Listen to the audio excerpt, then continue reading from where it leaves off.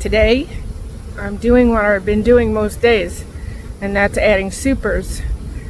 But comes a time when equipment becomes a little bit scarce, and I like keeping a few queens in nukes and stacking nukes, not just 5 frames but stacked, so 5, 10, 15, 20, maybe more. But the more I do that, the less equipment I have to go to the next nuke. And so I have a couple of nukes that they've been in a nuke for a year, and they've climbed as high as 6 and went down. And now that this new flow is happening, the popcorn or Chinese tallow, if you keep these in a nuke, it's a bee factory, and I think they work almost 3 times as fast.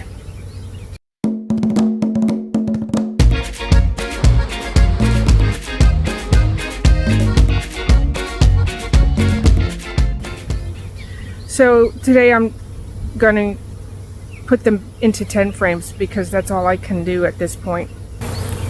This hive here, the new equipment, was in 4 5-frame nuke boxes.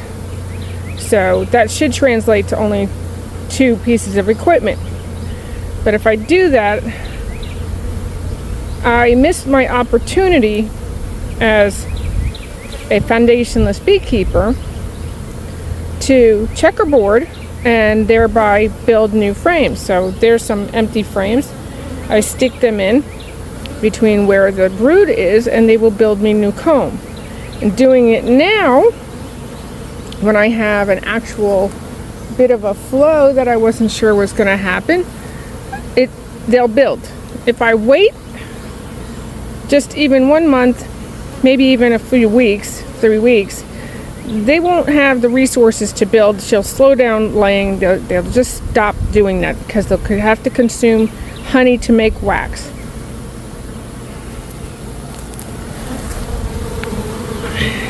She's going in. She's going to have a hard time just figuring it all out. Some may drift over there, but most will go in. And you can see that orange is from the tallow, which is a beautiful color pollen. It's very sticky though. Not like some of the others are more dry. It's very, very sticky. Some yellow. But so interesting is, for 1 pound of wax, the bees have to consume 8 pounds of honey. And that's at least 2 frames. 2 frames of honey per pound of wax. Your frame is probably an ounce, but it adds up. And even more interesting is it's 29 pounds of nectar. So these girls have to really be working their little butts off just to build these frames, and you cannot do it on sugar water alone. There's plenty of beekeepers I see on YouTube, and they say, oh, stimulate your building or keep them building. Listen, this sugar water, you're going to have to make them 29 pounds to get that pound of wax. So assume that's 29 pounds of sugar syrup per hive to get your hives to build that out. Sugar is not that good for them. I've done other videos. This nectar is the perfect time to get that hive built out for the next flow, if you have another one, a fall goldenrod or what have you. So I'm going to do this one. This is the same build I had on the one I just showed you. I'm going to put her in a screen bottom and build it out. And I'll show you what I do. Not everything I do is good for everybody. I am in a semi-tropical environment. Take what you will, learn from it, but foundationless beekeeping is a lot of work. I'm even toying with the idea of getting a press to make my own foundation, because that's the whole idea, is that I'm trying to avoid any commercial foundation, any residues and waxes. But this is a labor-intensive job when you're adding empties, because you have to take the whole thing apart. You can't just plop a super on a hive when you're foundationless, because they won't build. They'll build the cross comb and you will curse them the rest of the season.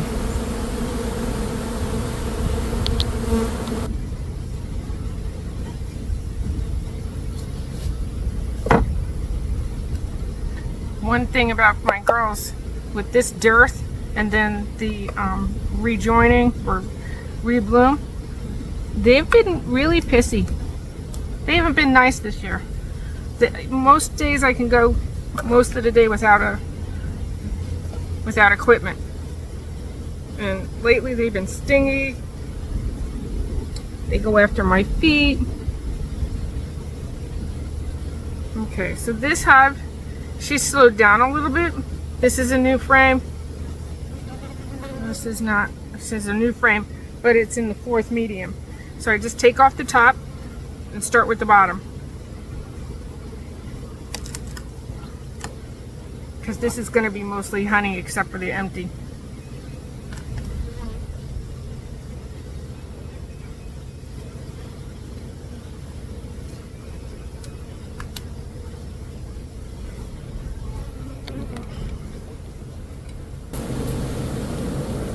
They're just fat with honey. Just boom, fat. This one here is definitely a new frame. Fat though, fat, fat, fat.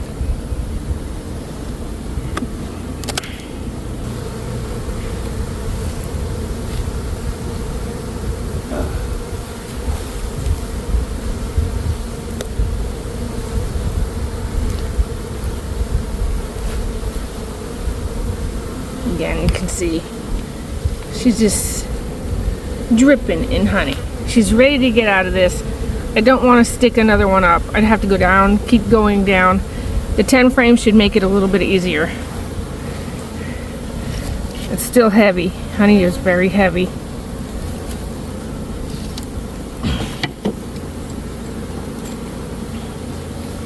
I can start with this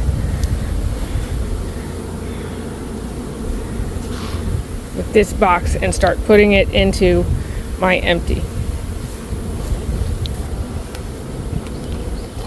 Oh, god damn it.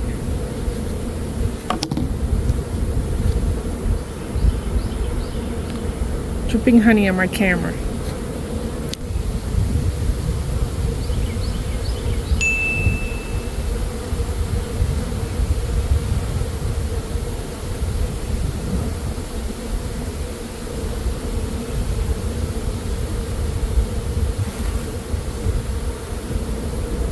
Like I said, this is a new frame I put in, and they're filling so fast with nectar that partial is filled with nectar, and then right at the corner there I've got eggs. Same thing on that side. They'll build it.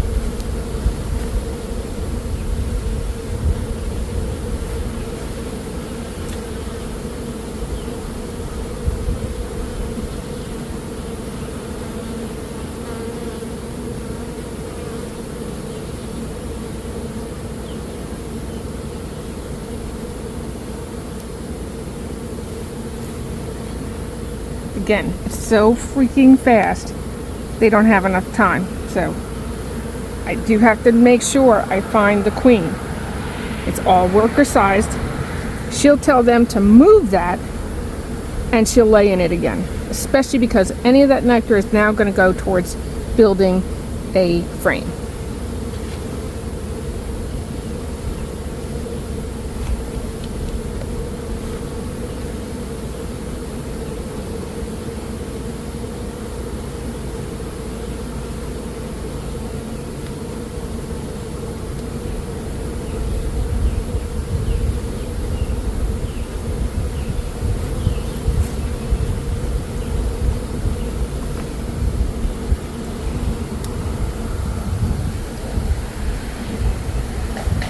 So we still have eggs and nectar eggs and nectar. That's how fast it comes in. So even if you do not do foundationless, if you can get the extra boxes on ahead of your flow, that's why you want to do that. Because otherwise they start backfilling. This is called backfilling in the brood nest. She'll send it out, they'll start to consume it to make more frames.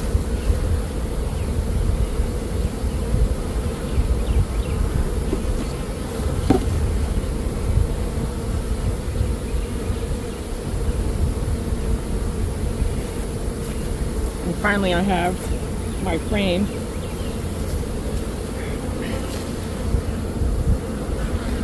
capped brood, but you can see that's backfilled with nectar, waiting to put it somewhere, waiting for her to lay. And the problem with backfilling is she has nowhere to lay, and so it just starts to fill up even more.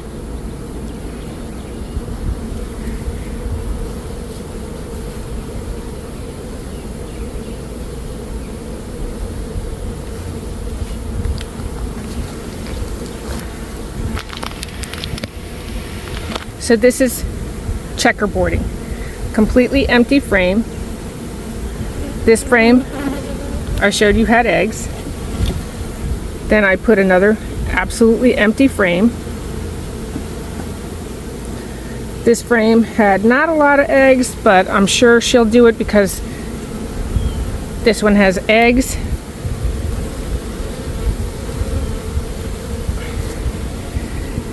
As long as it has a few eggs and we're putting it down into the brood chamber, we should be okay. This one also had eggs, and I'm going to give myself room because I haven't gone all the way down. This one had eggs, so I can put a full frame here, and I'm going to find one of the better ones with definitely eggs, open brood, and do the same thing on top of it.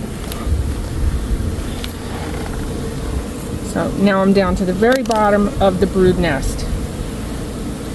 She could have been in the third, but at the weight of it, I highly doubt it.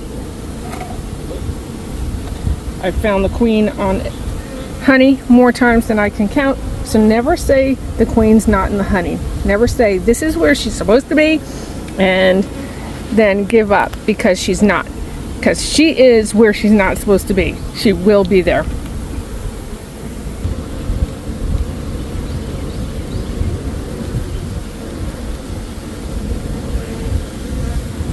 There we go. That's a nice, it's still a brand new frame because I stuck it in. I didn't date it. Probably 5 days ago. Plenty of pollen and nectar. And this wonderful older larva.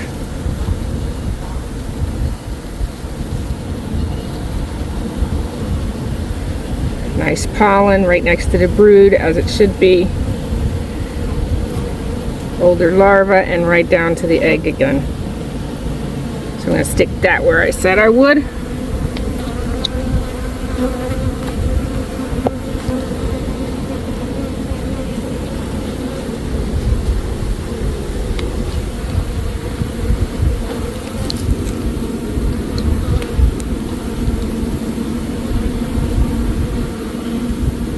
Right down into the middle. Now I'm going to change her spot and get everybody used to that front entrance.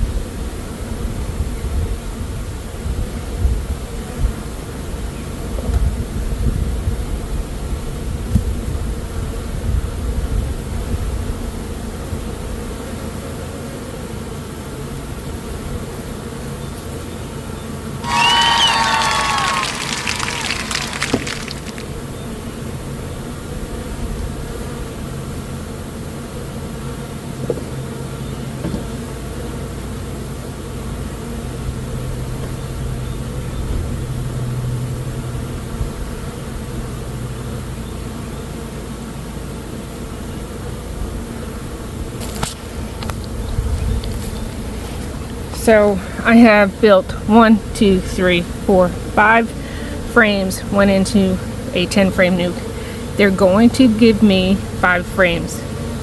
Some of them will build, because it's easier on them, some drone comb.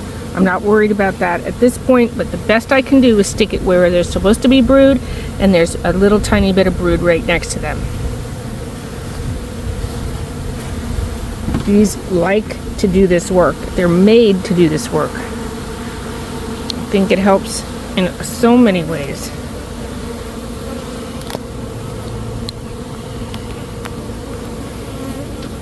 So now I'm going to take Absolute Brood, stick it right there in the middle, and see how that fits.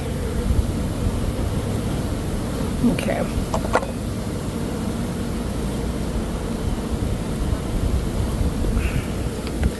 Little lesson in looking at your frame. It's very nice capped. Again, backfilled a bit, but we can see the white larva. So I'll stick that in the middle and put an empty on either side of it.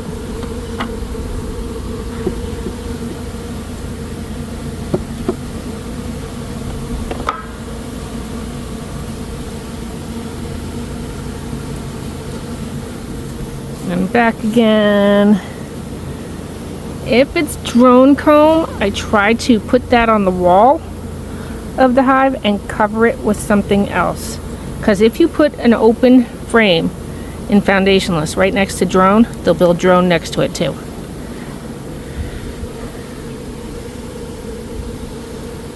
Nice. And next to it.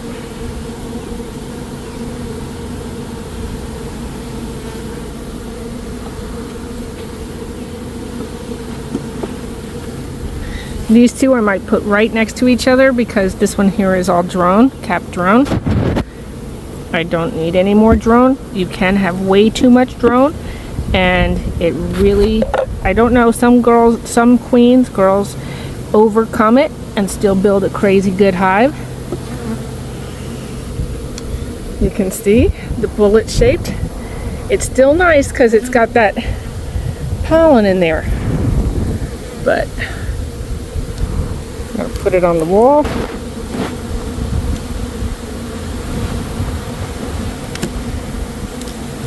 I don't want anything built from that, if at all possible.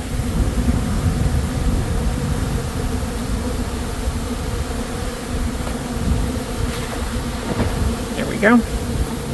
And this last one, oh, it's a worker comb. It's good. Even if it's got nectar in it, she's going to have them move it or use it to build that.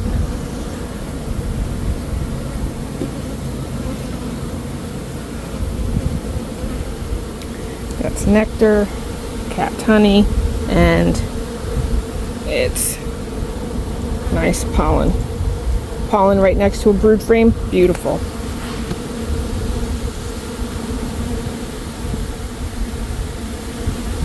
Starting to reorient here.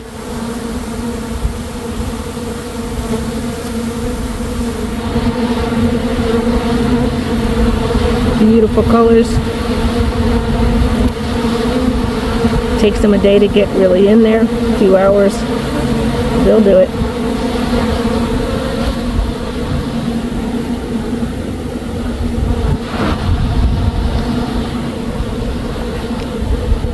Okay, and now we're on to these two, which are probably mostly honey. If I'm lucky, I'll get a brood frame. And then I will put empties in there on a third box. So what is essentially starting with 12 and 5 is 17 frames. I'm making a 30 frame box, so I need double the space of what I started with. These girls giving me the full frames will get me twice that. 17 frames, and I'll put them in a 30 frame.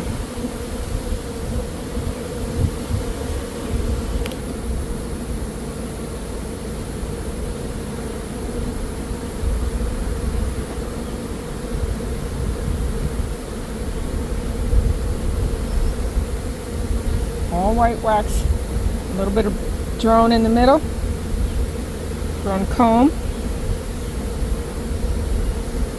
no real brood.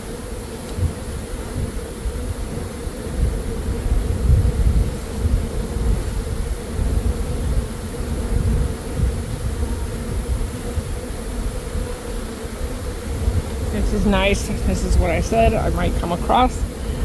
All capped.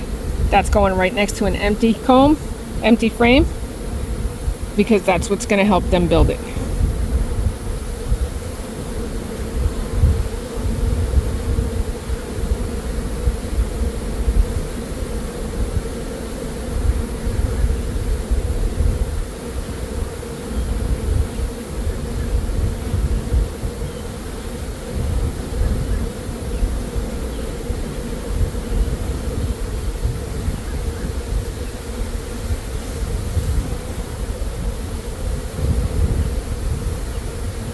Okay, ready for my third box, and it's probably going to be all honey, but I'm ready for any surprises. See what happens. Get my third box on.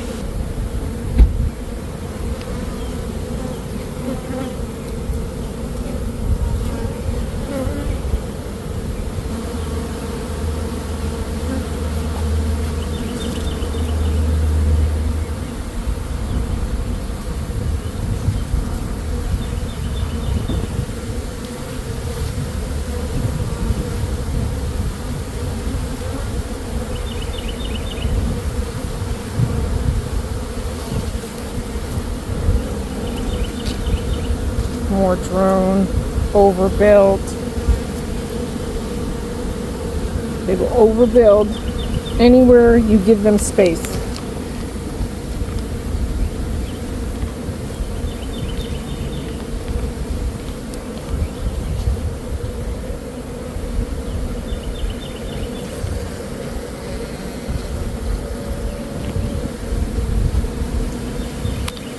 I do not put empty frames without some either foundation or something in between. I'll even let it be a 9 frame since it's so fat. But if you put an empty here, they'll build this out. They'll overbuild and they'll connect the two.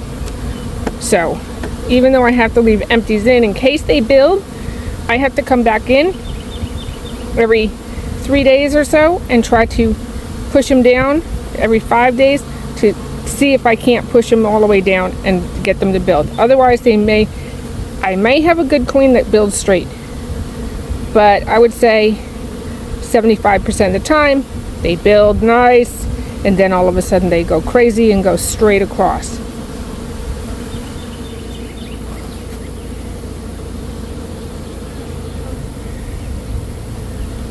So it looks like this is going to end up being a 9 frame. She's super fat frames, and that's okay. Super fat frames, and I just got to come in and make sure either they're building straight or they'll build across these and start moving them down every 4, 5, 6 days. They have a lot to do down below, but sometimes you can't be shocked. So that's it. 17 frames went into 30 frame equipment. Looks like they're having a little bit of a problem. I may end up putting a little ramp for them. Maybe, maybe not. They usually find their way.